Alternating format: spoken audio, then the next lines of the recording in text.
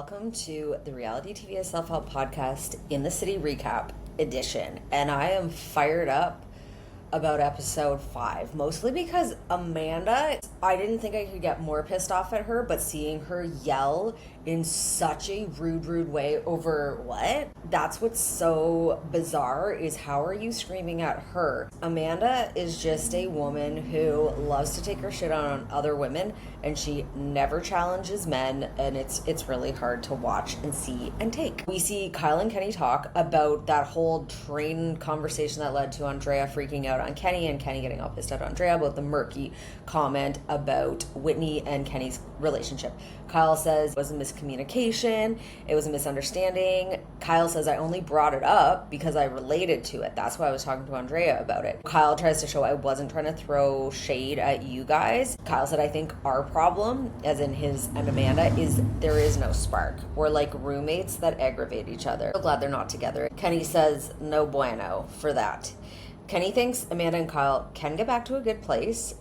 Kyle considers growing his mullet back. No thanks. Kenny thankfully points out to Kyle, you know what? Your relationship with Amanda is not the be-all, end-all. Thank God. We actually find out that Danielle and Yvonne are really close friends. I'm liking Danielle more and more, even though there's still aspects that I don't like about her. For example, when Amanda's freaking out on her, nothing is justifiable in that, but one of the reasons she says she doesn't like Danielle is because Danielle would always run after Kyle when he would freak out and would comfort him. That is something that really irritated me about Danielle as well. So that was one point that I could give Amanda. Danielle and Yvonne have never had beef. It's cool to know again about all these off-camera relationships, and that's what, the perfect scenario is Vanderpump Rules, where it's so entrenched, it's so interconnected, and so much is going on. But I love to see that history's there and they haven't just been brought together for the show. It's interesting, we find out that Yvonne is not legally married to Nick in the States yet. They got married in Mexico and they think they might be married there. This all makes me a little scared again with Nick being commitment phobic, and now they're having a baby, but that doesn't mean it makes all your issues go away, as we've seen so many times with other couples on these shows. Whatever his issues are, they're not obvious yet, because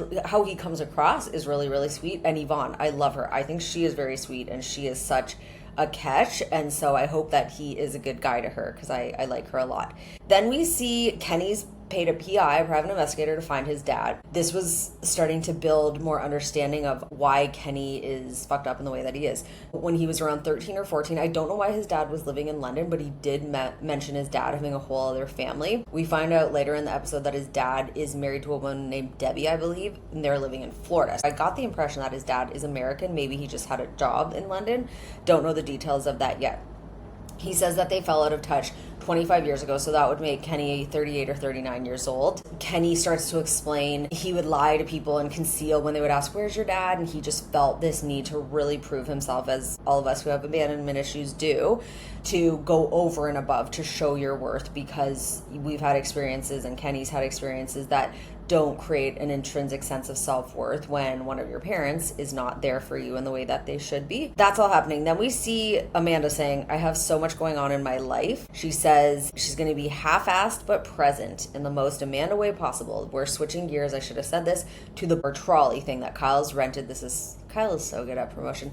Even the way he spoke to the guy driving the trolley, he's really good at giving people he doesn't know. So this is a very narcissistic trait where they'll be great with everybody else but the person closest to them, as I've experienced before. So that I have some sympathy for what Amanda went through in that area. He's great to the guy that runs the trolley or driving it, and then they stop at all different spots and they go into bars and say, hey, do you want to carry Loverboy? Kyle was throwing Loverboys out the window of the trolley, and Amanda's going, you can't do that. She's just such an old school marm. Just shut up, Amanda. Just greasy ass hair. I don't know.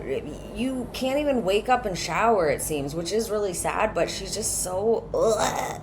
So that's all going down. Then we see Kenny. He's seen Gavin. They had that uncomfortable conversation at that diner last week where Kenny walked out. Kenny was expecting Gavin to apologize to him. And in the preview for next week, we see they're going to kind of go at it. They're very interesting to me, so I cannot wait to see that. Kenny and Andrea resolve things, at least in a superficial way. Hopefully it's lasting. He says to Andrea, I will admit, when I feel like I'm defending my relationship, I can be very direct and abrasive. At least we see one example where Kenny will take accountability for being imperfect by describing himself as abrasive. Because so far we've just seen him gaslight Lindsay, gaslight Andrea. He hasn't shown that self-awareness yet. Amanda is being a complete ass. She is yelling at Danielle just as aggressively, if not more than I've ever seen her before. And it's so weird because Danielle understandably is pissed that she finds out Katie DeLuca, who she's really close to, Amanda's best friend since grade 3, that Katie and her husband and Kyle and Amanda have been shit-talking Danielle because Owen, her current future baby daddy, who she was just living with at that point in time, is not legally divorced from his wife yet. He's Irish, his wife is Irish. Apparently it takes 2 years to get divorced if your marriage took place in Ireland, but we get at least enough info in this episode to know that his soon-to-be ex-wife, hopefully soon-to-be ex-wife, I hope she doesn't pop the baby out while they're still pregnant, while they're still married, that she does live in New York City. Amanda's talking in the interview thing. Amanda's saying that she thinks her issue with Danielle is that Danielle has never taken her seriously. Well, why would she? Look at you. Look how you act. Danielle is lucky that the cards have fallen in the way that they have, because she says, Amanda, she's full of shit. And now we all know even more than ever, she is completely full of shit.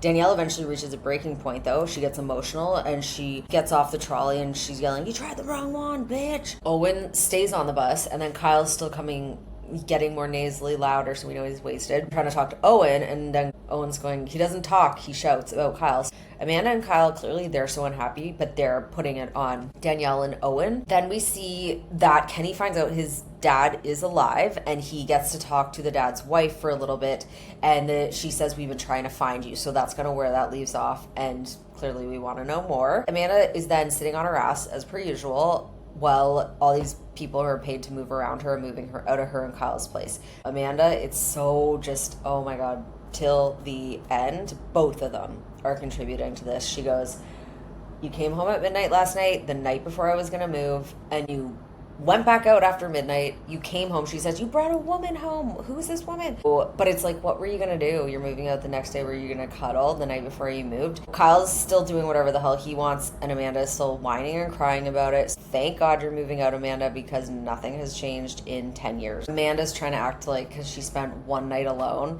she said, I was alone last night, and she was really sad and crying. Yeah, well, yes, I am bitter as someone who spent years single and alone. It's going to take a lot more than one night to heal you. And I spent years alone, and that didn't even heal me, because it's deeper of, you can spend a million nights alone, and if you don't do the self-work fully, which I haven't done, and clearly Amanda has not done, it's not just going to magically make you love yourself, but it does get easier. We see Amanda has chosen West to be that quick fix, which is far from a quick fix, because it's taking away all her opportunities to make money in the future, unless she goes to school and does some actual hard job where you have to show up every day and do a 9 to 5. Maybe that's what she needs. I hate how Amanda talks to the dogs. It's so babyish in a really, really, really, just everything about her is the type of woman that triggers me, because in my life I feel like I've never been allowed to be a woman that acts like Amanda. Not that I would fully want to. And I felt when I show vulnerability, I get punished. So seeing how much Amanda just gets to be that way, that's part of why I'm so triggered by her behavior. And I think there's many reasons that we're triggered by her, but that's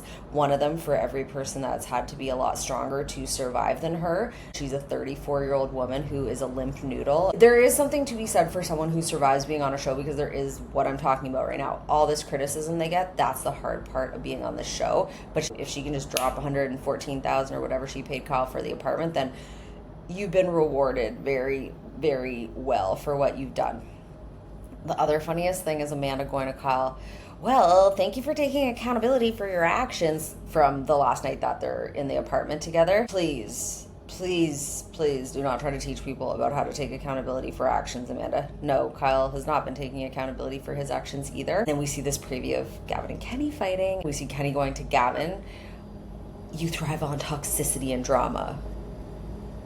Okay, Kenny. I am feeling very inspired by this. It was good to put the aftermath. We're done with it. I need to have a rest from Summer House, because it's been so exciting and wild, but so emotionally draining.